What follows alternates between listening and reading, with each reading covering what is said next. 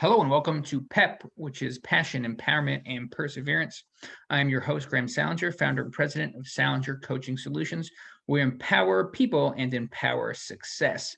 Again, PEP is where I talk to my guests about what has empowered them throughout their careers and how they have empowered others. In other words, what's given them a pep in their step and how they put a pep in other people's steps.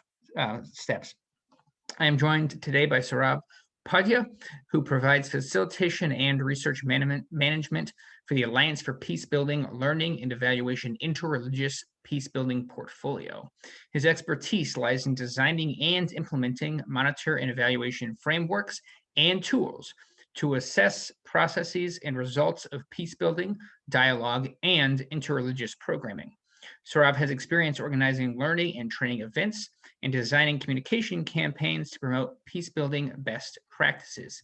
He has a BEA in journalism and an MA in peace and conflict resolution. We're happy to have you, Saurav. Thanks for having me, Graham. Yeah, I'm excited to talk to you about the field of peace building and your specific niche of interreligious dialogue and dialogue broadly, and your experience in the field. And so I wanted to start. I always start off by talking to my guests in the framework that I bring to my coaching, which is that when I'm working with my clients, I talk about their passion, their purpose, and their perseverance, because I think that all of those things help to sort of ground people in being empowered, right? If they're able to pursue their passion in certain ways, it's very empowering, right? If they are living with purpose and sort of always know they have goals that they are reaching for, so that North Star, that's very empowering. And of course, the ability to persevere or to bounce back when things are hard is sort of really helps energize empowerment as well. So I want to start out by asking you about your passion for peace building and how you got into peace building work and what sort of sparked that passion for you. Sure. So for me, I was born and I grew up in Nepal. And growing up, basically, we Nepal went through like a 10-year sort of civil war phase. So basically, I grew up during that time, and you know, as like someone who grew up at sort of like a situation where there was a conflict taking place between in within my country, I was sort of always interested in like kind of like understanding why this was happening, what were the drivers. Like I didn't know it to call it a driver, but like I was always curious about why is it that this conflict is taking place, like what are sort of the grievances that are driving the conflict. And so this led me to always wanting to understand more and more about not just conflict in my home but elsewhere, right? So I grew up sort of really kind of, I was always interested in sort of my country, but but also like its place in the world kind of. And I loved sort of listening to like the BBC World Service radio and like learning more about the world, and watching news, and so, and specifically watching news about the different sort of violent conflict going on in the world. And so that's how that's where my passion lies. Like I was always interested in sort of examining and understanding conflict. Initially, like as I was growing up, I had no idea that there was even a degree in like you could study peace. I didn't know that. So when I applied to like sort of undergraduate in the US, like I chose journalism as a major, uh, because I thought, like I listened to a lot of like news on the radio. Like I said, I listened to BBC. I watched, again, BBC and other news like documentaries or whatever, and read a lot about conflict. And I thought that like the news sort of correspondents had the best sort of analysis of what was going on. So I thought, okay, that's what I need to study, because I want to examine why this happens, report about it, like talk about it. So that's why I chose like journalism. Yeah, and I did journalism for my undergrad, and then I realized that you could actually study like peace and conflict studies and study about peace. So which is why I sort of did my master's. And that's basically like what I'm passionate about, right? Like I'm passionate about sort of examining, exploring, like, and understanding sort of the root drivers of conflict and root factors, and you know, and sort of figuring out how best to address them and what we can do to address them. Um, and that's essentially how I came to this line of work, and came to the peace Mhm. building field, I would say. Yeah. Yes, you grew up with in a very specific context where conflict was part of your experience, and that made you curious, and so that informed your pursuit of knowledge through journalism, but then that eventually turned into the peace building work. Yeah. So how, a lot of people have passions and interests, but don't Mhm. necessarily convert those into careers. How have you been able to establish that kind of thing into a career? So, I mean, yeah, like I was always looking for opportunities to sort of write about conflict, and I wrote a little bit for sort of uh, not about conflict, but like I wrote some news sort of pieces for different publications, but in grad school, sort of I figured out, or through our studies, I learned that there were ways that you could sort of analyze conflict, understand it, and then assess like peace programming and conflict programming. And so like I sort of stumbled upon this arena of sort of monitoring, evaluation, and learning, through my graduate education. And my thesis, the thesis that I sort of did for my graduate program was like sort of designing a monitoring evaluation framework for a um, sort of a small sort of refugee program Mm, in South Philadelphia. So through that experience, I got to learn more about what it means to sort of understand the impact of programs. Uh, how do we best understand how a program is affecting change? Like, what does it mean to have peace? Like, because those are sort of really amorphous and sort of nebulous sort of things. How do you try and understand and assess that? And I had a really sort of I guess light bulb kind of moment while doing this work, especially because the refugees that I was working with, like, were from like Nepal, or were from Bhutan, but they spoke Nepali, right? Like, we spoke a mhm, common language. mm, And a lot of these sort of predetermined kind of frameworks was not able to really capture their experiences, not just mm, their experiences, but like the richness of the experiences, the richness of the changes that they had uh, experienced through participating in this program that I was trying to analyze. So yeah, I learned a lot about like sort of changes, these notions and conceptions of peace, um, and how it meant different things to different people, but also like how do you sort of understand, analyze, um, and work on that. So and after that, I luckily enough like uh, found an internship at with the Quakers, right? Like, so AFSC, mhm, and there I got to sort of use some of these knowledge, some of the knowledge that I had learned during doing my thesis work, in sort of a more practical sense, where I in my internship, like, I got the opportunity to analyze this youth program, or evaluate this youth program that was happening in El Salvador. And mhm. I drew a lot from what I had learned, and I just like sort of went deep, into this sort of arena of peace building, right? And for me, it sort of made sense because it kind of I think it looped in all of my like passions about understanding why violence happens, the drivers, and also like addressing them. Mhm. So I think it naturally kind of fit into that, and I was like, wow, I didn't realize that this could be something that I could do. And from there, like I said, I tried to take every opportunity that I could uh, to sort of learn more, to try to experience this more. So I would like, during my internship, I would like ask for more sort of responsibilities around different aspects. I asked to like attend workshops, or I asked to go to conferences, like where I listened to a lot of people and learned about like how they conceptualize sort of these things, and how what are the strategies that they use to measure peace and social cohesion, coexistence, things of that nature. Mhm. So I did all I could to sort of talk to people, network, learn.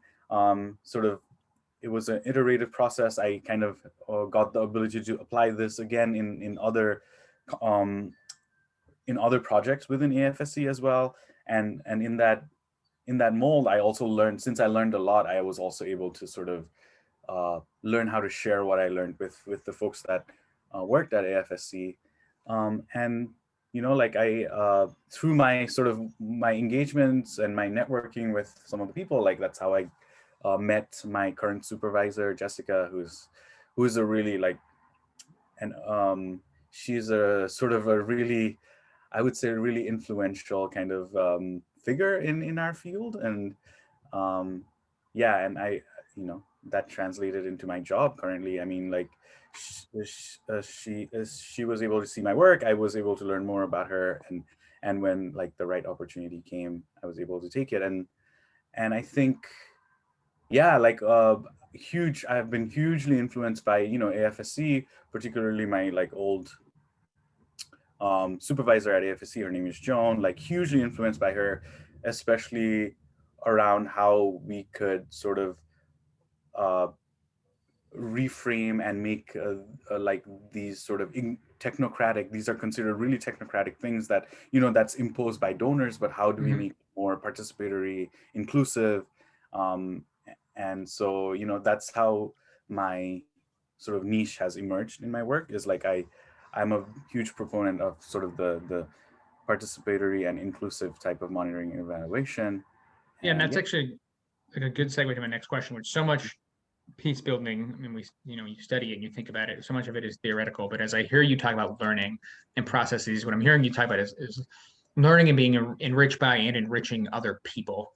Um, and so I know that for you, a really important space is dialogue. So I want to talk a little bit about dialogue. As a coach, obviously, I do dialogue, right? I do group coaching, teamwork building, staff retreats, all kinds of dialogues to help business leaders, managers, and teams facilitate kinds of processes through dialogue. So, in your experience, how can dialogue change relationships, and what impact do you see that having on people and how they interact with each other?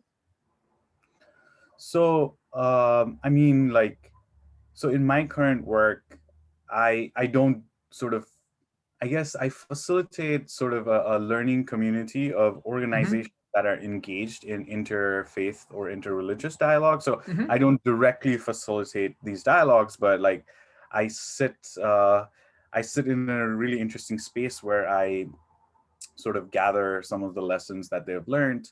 Um, I mean, for me, I think the biggest takeaway is like dialogue for me is like the first step to kind of social action. Like I thought that dialogue was initially, I used to think that dialogue was this sort of passive kind of way of like bringing two groups together to just talk about. I mean, in the case of like faith or religion, it was like scriptural issues, but my understanding has evolved to say that it's not just about scripture. Like faith is and religion is like one identity amongst Hmm. many, and it's like Hmm. an identity that can be leveraged to actually sort of to advance like social change, right? So I think for me the biggest learning has been that dialogue is not like this passive kind of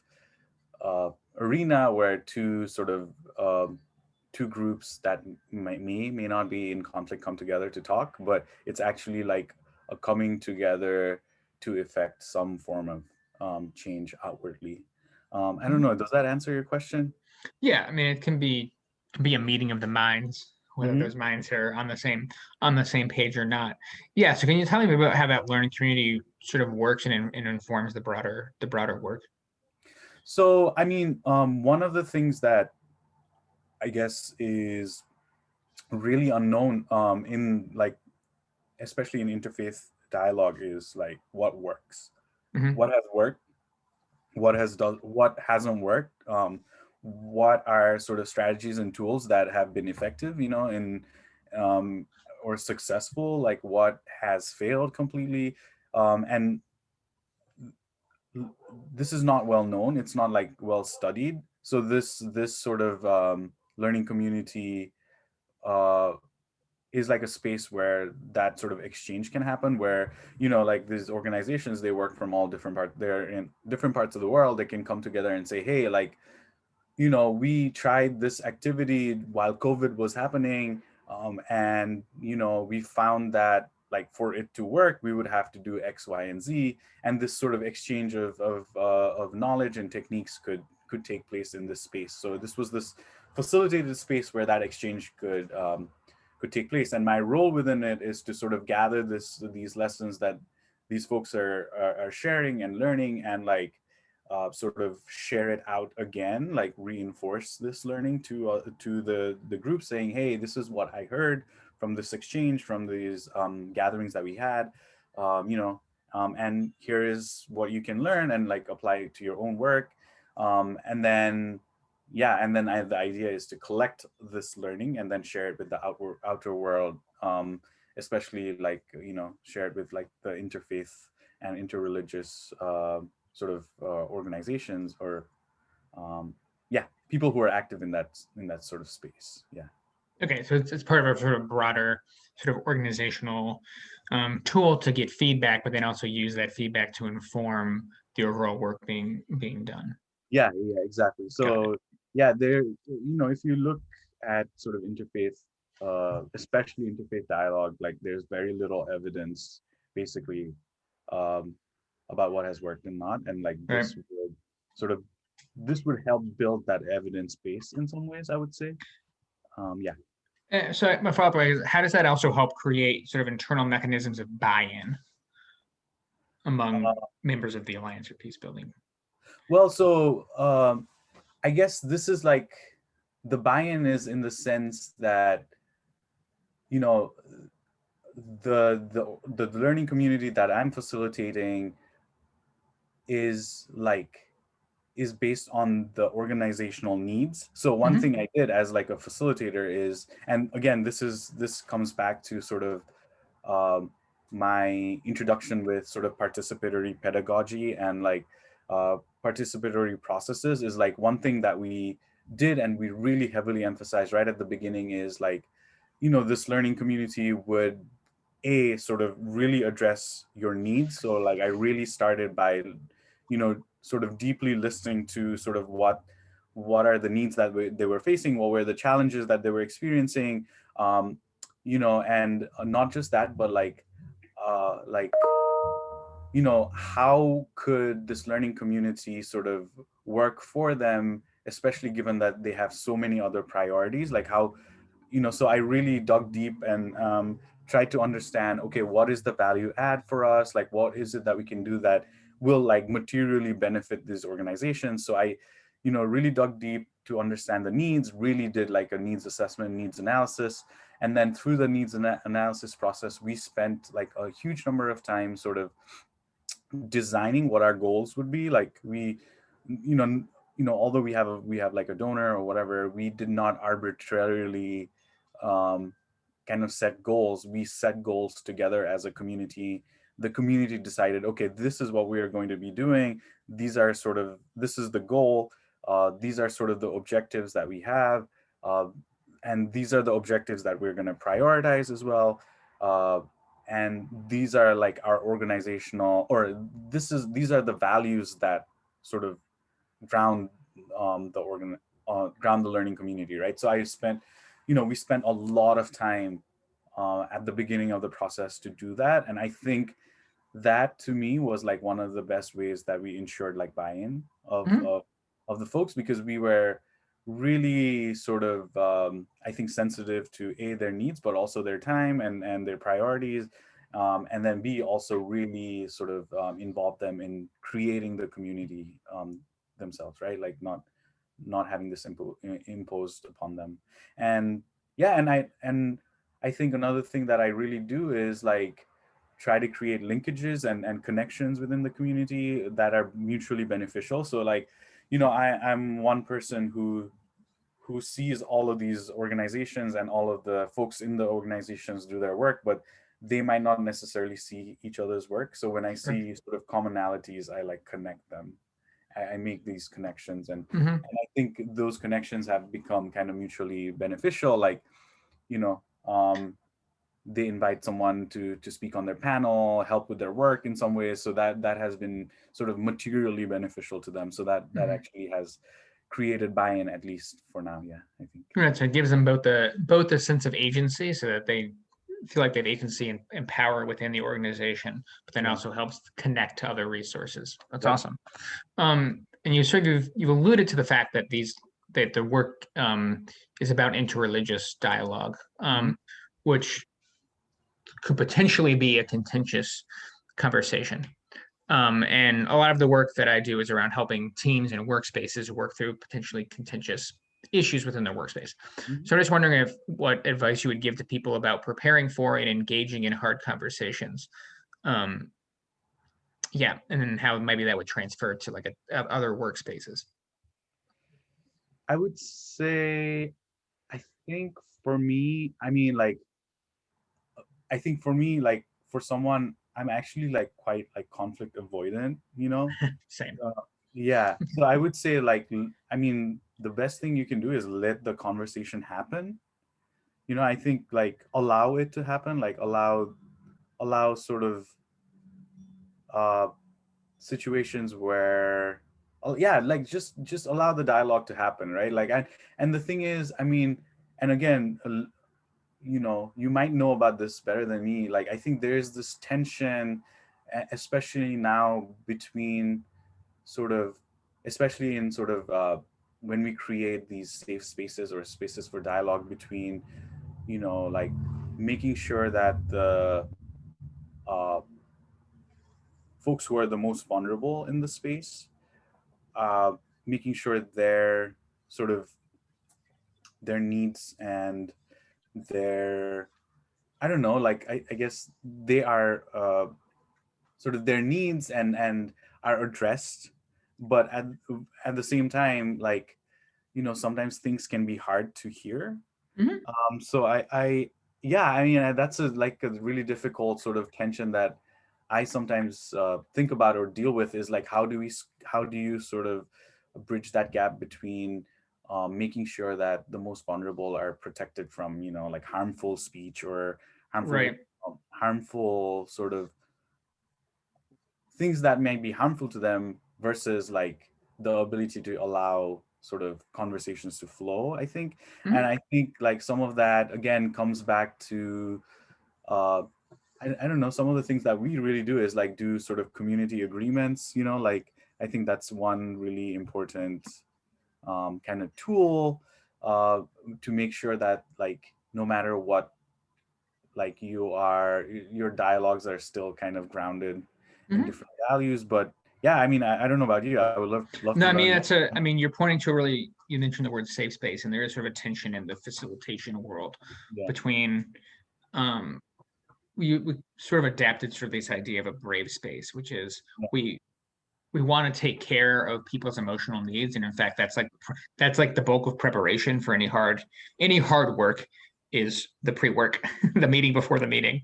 Yeah. And so, yeah, I mean, it's really important to take care of people's space Mhm. where people are at before the meeting, during the meeting, and after the meeting. It's Yeah. it's it's a it's a huge process, which is sort of what I was trying to ask about buy-in and thinking about how people use your specific learning community. Yeah, I mean, I'd say there are. Yeah, it's a really interesting tension and consideration for people at work who are thinking about maybe there's some issues going on. but they are not sure how to address those issues or how Yeah. to even start the conversation or how to bring people into the conversation. I think, we both say we're conflict avoidant. I think a lot of people at work are either conflict avoidant, or they are really good at putting the conflict off onto somebody else, Yeah. right? They say, oh, they give it to HR, they give it to somebody else, but that like level of silence actually says like loud and clearly like I'm gonna let this problem continue. Mhm. And so yeah, I would encourage people who want to learn more about how to create like brave spaces and to think more about how to create work environments where they can work through contentious issues in Yeah. constructive ways, to contact Salinger Coaching Solutions at salingercoachingsolutions@gmail.com. I mean, the work that I do is to help. You can have a lot of skills, but if you don't have a particular mindset, Mhm. it's not particularly helpful. If you have a really good mindset and are just needing some skills in your toolbox, that's a different starting point, right? So part of my work is getting leaders and managers to think about how to perform in ways that are best for their employees, because like research shows, like the more you do for your employees, the more they do for the company. And like turnover and burnout and like all these things that affect individuals in the company affect working relationships and work culture and the way you provide service to your client. All of those things have really negative, not only cost effects to folks who are there in that space, but also if you're thinking from a profit kind of motive, it's not good for your company to have people that are not talking to each other, or not feeling as there's a culture in which they can do that work. So you pointed out some really important tensions there, is that if people could get along, they would. Yeah. um, and Yeah. so there is always this urgency, but people get really stressed out about that urgency. Yeah. And I think, yeah, like allowing the dialogue to happen, like the reason why I was saying, and I think like you articulated it better than me, is like allowing the dialogue to happen means like preparing. And I think most Um, people, yeah, like I think that's like a tip that I would probably provide. Like I honestly had underestimated the amount of preparation that goes into sort of bringing parties together, like all sorts of considerations.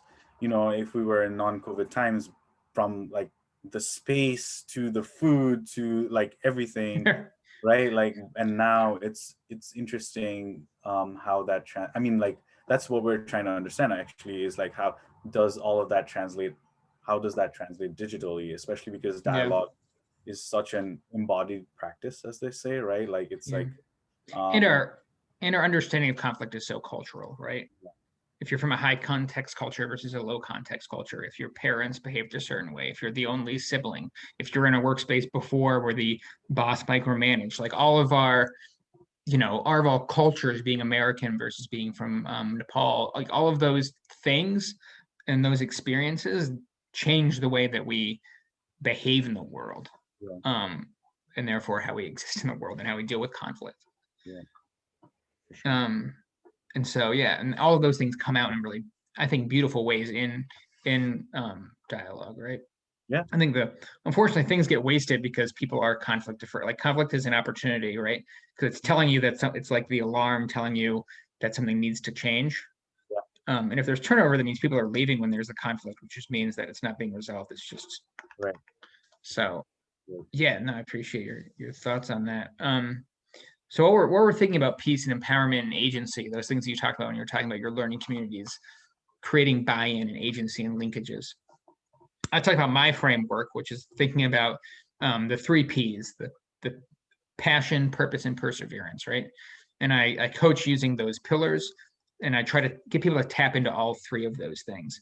And I say that when they've gotten to the point where they're able to identify their passion, their overall purpose, and then the ability to persevere, so work through those challenges, that they're in what Salinger Coaching Solutions is called the empowerment zone. It's like maybe you've heard of people being in the zone in general, like flow, being able to be really productive in their personally and in other spaces. But yeah, I talk about the empowerment zone as, again, passion, purpose, and perseverance. I know in a lot of the work you've done, you've obviously been empowered yourself to come from, having lived in a conflict space to now doing this conflict work, and you've obviously empowered others. So what would you say empowerment looks like for you? Hmm. That's like a super deep question, but I think, I try. yeah, yeah. I mean, like for me, it's like not empowering someone in the sense, like I feel like people have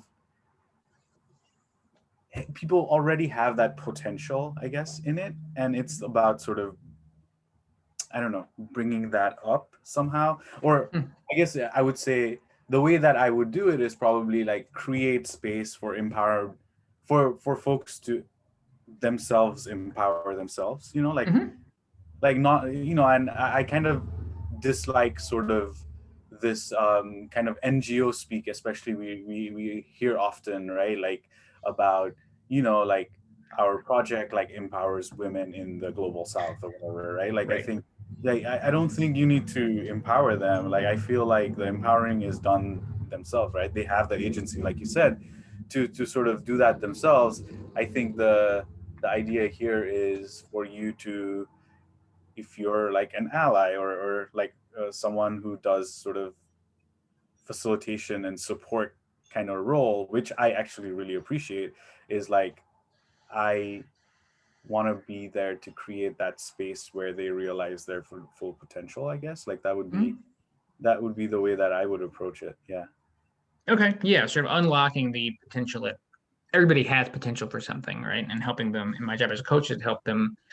Like they're the ones doing the work, so they meet their potential. Yeah. And so that's what the coaching does. So I might reframe the question I was going to ask you, because I was going to ask you how you feel in your career you've empowered others, but as you noted, they're already empowered. So how have you worked with others to unlock the potential they already have within them? Yeah, I guess like, yeah, like really being sensitive, I think, to like the needs of folks, to being kind of in tuned, to being, like aware about sort of dynamics, different dynamics, cultural dynamics, and especially dynamics regarding power, and sort of figuring out a way to break those dynamics, I guess, up. I mean, again, like I really believe, I want to go back to the point that I mentioned earlier, is like I really believe in sort of participatory pedagogy where like we learn together, like I definitely don't believe in sort of these hierarchical, like I teach you and you learn, but like Right. let's resolve this issue together. And like, I come from, again, like just like you mentioned, I have different experiences, you have different experiences, both of them are valid. It doesn't matter, if I've worked in X place or Y place, or I do this or that. For me, that doesn't matter. It's like, yeah, how do we together like achieve a certain goal, and through that, like how do we learn from each other is. Mhm. And I think for me, creating that space through being sensitive about sort of power dynamics, cultural dynamics, and uh, yeah, being sensitive about the needs and those dynamics and trying to actively sort of break them. That's how I would say. Yeah, I Um, think like, yeah. in the sort of the way that I've heard people that talk about it in terms of diversity, equity and inclusion, right? Like as you say, people already have the people should already be empowered and have the potential. There are definitely spaces that are disempowering for people, right? Mhm. There are spaces that are not equitable, or people are in those spaces, but there's not inclusivity. And Yep. so like even like that, those things are disempowering. So part of it is like, and part of the work I would argue that I do is helping people sort of break out, like leaders break out of whatever it is that's Mhm. holding back the potential that everybody else has. Yep. Um, and it just, yeah, just from what you're, I mean, the way you say excites me, just because thinking about um, like what you said about people. should already be empowered, but something is not helping, something is not allowing them to meet their needs. Yeah. And that's, I mean, fundamentally conflict is about people not being able to meet their needs and about power struggles that are inherent within that as well. So thank you. Yeah. Yeah. So what in so from your, like I said, PEP is about talking about how people unlock others' potential, but also how they've had their own potentials unlocked. What do you think has been really helpful for you in terms of like empowering you, helping unlocking the potential that is Saurav? Yeah, like I think for me is like I learned from, again, I want to mention some of my like, some of my mentors that I think, yeah, I think they laid out a space for me to be able to be the best person I can be. Like I think that's where I learned it from, right? Like, um, I think I had a relationship with them that where, I was they created that relationship even though there was this power dynamic, as a supervisor and supervisee, like even though there was that dynamic, they created this relationship where I could feel sort of comfortable and good enough to sort of approach them and say, hey, like this is what I want to do. Like is it something that would be interest, like can I do it? And like even if they could not sort of address that need immediately, like I appreciated that they would sort of talk through, okay, so we can't do this right now, like how can we maybe sort of build up to maybe you doing this later on. Like so they always like worked with me to sort of to figure this out with me, like figure out some of my asks and requests and needs. I think, yeah, like I really yeah, this there were really sort of supervisors and like mentors that were really, and you know the another credit I would give them is they were like both women, and I think that also like I really appreciate that part of them, and I think they were not like naturally really sensitive about many of these things, and they made me aware, and they allowed me to learn to be sensitive to these um, sort of cultural dynamics that might hold people back. Kind of, Mhm. that makes sense. Yeah, that's, yeah. I think some things that can be empowering is being in spaces that are new, or Yeah. that working with people that are not the same context that you are, because that forces you to think and learn. And I know just from talking about your passion, like curiosity seems to be what drives Saurav. Yeah. And No. Yeah. Exactly. and so Yeah. being in it makes sense that you would intentionally be in spaces with managers or mentors or people that have maybe different contexts and experiences than your own.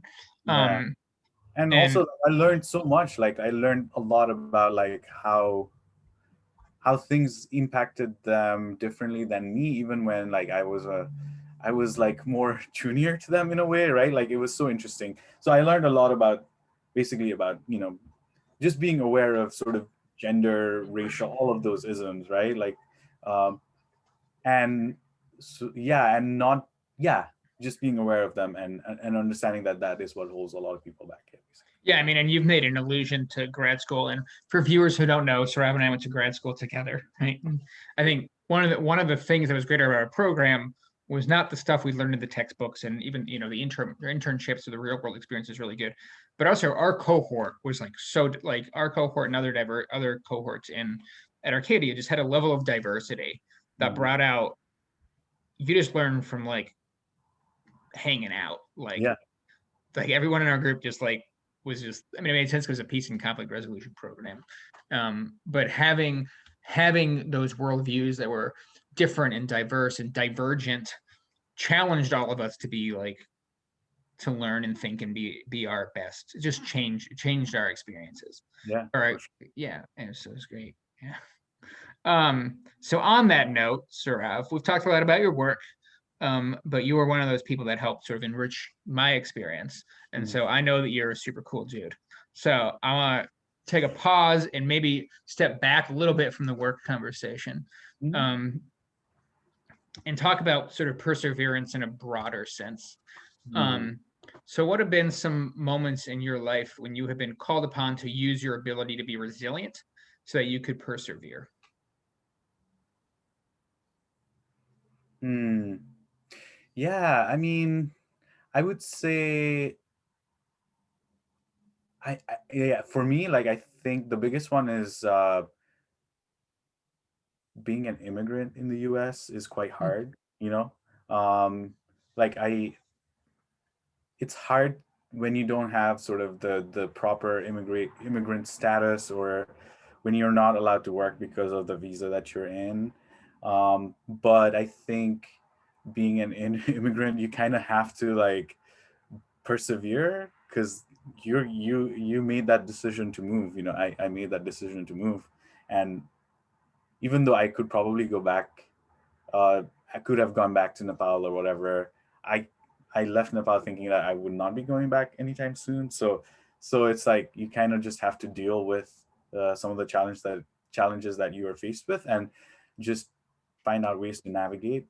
Another thing is perseverance. I mean, was really um, I think just the people I met along the way like helped me persevere, right? Like I know, and it is true that like the US's system for immigrants is kind of tough, but also there are people within the US, and there are people who are amazing, right? Like so my experience, not with the system, but with the people in the US, has always been like amazing, overwhelmingly, right? Like, so I mean, yeah, the people I met, the friends I met along the way, the mentors that I had, I mean, I think they sort of helped me persevere. Like, how could I not when they had been so supportive and like so willing to hold me up, and all of that stuff. So I think for me that's the biggest one. Yeah. mm, thank you. And for people who are watching this and are thinking about perseverance in their own, whatever their context is there any advice you would give them about what you have learned in your maneuvering through some of the challenges that you've faced? Yeah, I mean, I'm not like, yeah, I'm not, I think I'm an agnostic, but like over the past couple of years, having worked for like a Quaker organization and worked with um, like interfaith faith organizations, I really think I believe in faith and God now more, like, so I think having faith, I know that sounds like a really cliched kind of thing to say, but yeah, I don't know, like having that faith that you are doing something good and you will get to like a better place, Hmm. helping you persevere. Hmm. And I mean, honestly, like I didn't interpret it like that. I don't think I would have earlier in my life, even like a couple of years ago, but now I have learned like so much, learning about um like faith groups, interfaith work, the role, like, I mean, just I'm one of the things that I sort of do in my portfolio is I do a lot of work around researching the role of faith groups in social movements. Right, that's Mhm. like one of my huge part of my portfolio. So I do a lot of work around that, and I see how like faith groups have really persevered uh, in times of hardship and trouble, because they knew what was coming was going to be better, and that's how they kept like working and working. I mean, you can trace this all the way back from like the fight for abolition, civil rights movement, and right now like in the rights movement, Black Lives matters, all of that stuff. So like you persevere because like even though things are bad now, like it's like that the future is going to be better for you, for your kids or whatever. It has to be kind of like God's Mhm. kingdom there, like right on the horizon, or whatever they call it, in faith and religion. But yeah, that I honestly, like in the past I would not have called it that, but like I think it was faith, the Mhm. belief that there was something good. Right, and that doesn't necessarily have to be religious faith. I know that in the context that you're talking about it is, right? But as I hear you talk about it, it's also this, the that also kind of relates to the idea of perseverance and resilience, right? I'm going through some stuff but I know that I can get through it, or I know I have people that can support me, or I know that I have, and as you talked about sort of the social justice movements, right? People are called upon their faith, Mhm. because it gave them that faith kind of also gave them the purpose, right? There are new, the faith is the driving force, but there are new issues that are coming up that are important for them Yeah. because they must believe that something can change. Yeah, exactly. Awesome. Yeah. I think, and then, in the coaching world, we also would be working with clients to help them overcome their own maybe self-doubt or objections to the beliefs that they have. Like, a lot of coaching is helping people undo maybe beliefs they have that might be holding them back from unlocking the potentials that we talked about earlier. So helping people reignite really their faith in themselves, and Yeah, helping them get through that. yeah. Because I am myself, I'm not a very religious person, but I have a lot of faith in people, Mhm. and in the faith in ordinary people to do extraordinary things. And Yeah, so that's where my passion lies. Even in a totally secular world, Mhm. the word faith really, it resonates for me as well. So thank you. Yeah, absolutely. So we started off by talking about your journey from Nepal to the United States when you were applying to college because you were listening to BBC, and become a journalist, and then that sort of evolved into doing dialogue and other things. I think sort of an interesting connection there is a belief in the power of storytelling, right? Whether that's in journalism or dialogue or interviews. Having known you, I think that we both have a power in the belief of storytelling. Is that fair to say? Yeah, I think so. So I want anything you haven't already touched on, what is an important part of your story that is a core to understanding who you are as a person? Hmm. Yeah, I mean, like, I think the core to understanding me as a person, man, that that's another like deep cut. I don't know. I think I hate to get back to this again, but like I really do believe in the goodness of people too. Like I think I get frustrated, but like about certain things, but I think like I believe in the inherent good in people, and I want to create space for that inherent good to come out, I guess. Like Mhm.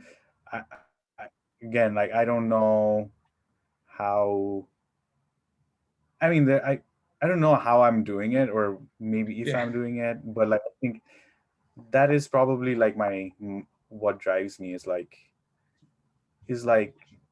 yeah, like I think people are good overall, Mhm. um, and let's figure out a way to make that happen, right? Like just create that space for that to happen, and yeah, and I mean, yeah, like the core of me is I think yeah, my friends and like my relationships. I think like for me having um good people around me, good friends, that says a lot about myself. Like I think yeah, I have good people around me, I think, because I'm good. It kind of makes me feel that way, right? I don't know, maybe that's presumptuous and I don't know, narcissistic, but No, I think it's fair. I've known you long enough. I know. I'll give you that. yeah, but uh, that's a hard question. I need to think about that no, I more. know that was kind of a deep question. So not to make it deeper, to push back even more, Yeah. but like, okay, so you work like in peace building and in conflict. Our world is challenging. Hmm. You grew up in a country that was involved in civil conflict. How, yeah, where, I mean, I think people be interested in you said you value and see the inherent good in people, but you must have seen some things growing up that would have challenged that perception. Yeah, like all the time, I think.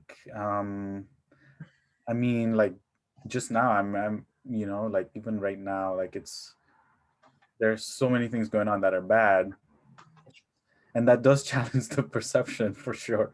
Yeah, but like I think it might be sort of the structure or the system enabling them to do bad things rather than people being bad themselves. Mm, I don't know. Again, this is like a deep question that we can like we can probably deal with more. But like I think sometimes the sort of structure incentivizes bad behavior and bad Mhm. habits. And Okay. so I think that's what I need to focus on. It's not about like individuals doing bad things. Probably it's more like how can we sort of change the system or the structure to incentivize like good things, All maybe. right. Yeah. And you have faith in people, and you have faith that things will change. So Yeah, I don't have faith in like the system maybe or the structure. Not all of it, but do you know what I mean? yeah, but there's a feeling that the people within that people can change the structures. Yeah. Yeah, I think so. I mean, and seeing again, like studying social movements, like how can you not, like movements are generally like people coming together to address some huge structural barrier and like overcome it. So like I have seen it, and again, like not to sort of diminish how difficult all of that is, but like Hmm. it did happen, but that does not mean that you know the structures or systems are not oppressive either. Like they're the systems are oppressive, but I believe in the people's power to overcome them, and inherent good in people to overcome them, I guess, is what I would say. All Does right. that make sense at all? It Like, does. I mean, I'm the same way. I don't know if I even answered your question. I don't know if I asked a question so much as made a statement. So you're good. Yeah. Yeah, I mean, yeah, I think that's why I believe in the inherent good. I think I can believe in the inherent good, I guess, because I there's a difference between a person and a system, right? Yeah. Um, and I think it's important that people like that exist, that are that see the system and see that the system has flaws, but see that the people there are more good people that to work through that. Yeah, it can be hard though. Yeah, I go back and forth. Like I genuinely despise some people too, sure. especially from political Yeah, but figures. the work that you do must give you a sense of hope. Yeah, it does. Like, and I am honestly like I've been so impressed and hopeful by what faith groups are doing. Like my understanding about faith actors, faith work, religious institutions has like almost 180 drastically changed. Like I came to the US, like I went into the Bible Belt, and like when I first came, and like my first, being not very religious, my first sort of access to religious institutions in the US was like really different from how I see them now. Like as you can imagine, like when you're in the Bible Belt, and when the Christianity that you're seeing is sort of the prosperity gospel Christianity, in which is kind of like, yeah, kind of interesting, fascinating, but also disturbing. And then now I learned more, like after working with the Quakers, working with other faith groups when I was working with the Quakers, and then now, like when I do really get to sort of engage in the work that the faith actors are doing, I'm like, yeah, it's it's been an amazing sort of learning experience. Great. So is there, having talked about, I mean, some of these things you're sort of working through together, do you have any final sort of last thoughts of things that have sparked in this conversation for you? um yeah, I mean, lots of things, like I think I didn't articulate it, but like you articulated, like especially around dialogue and how to do it good. I think the preparatory part is really Mhm. good, and maybe when we are thinking of engaging people who are in conflict, and especially at a sort of really critical and really divisive sort of um, divisive age that we're in, maybe we really need to prepare and think. Maybe we need to do dialogue, but really prepare deeply and think about doing those things so that we can sort of overcome some of these divisions and also move forward. I don't know. I thought that was a really good tip, and I will sort of take that with me. Excellent. All right. Well, thank you. Thanks, Graham. All right.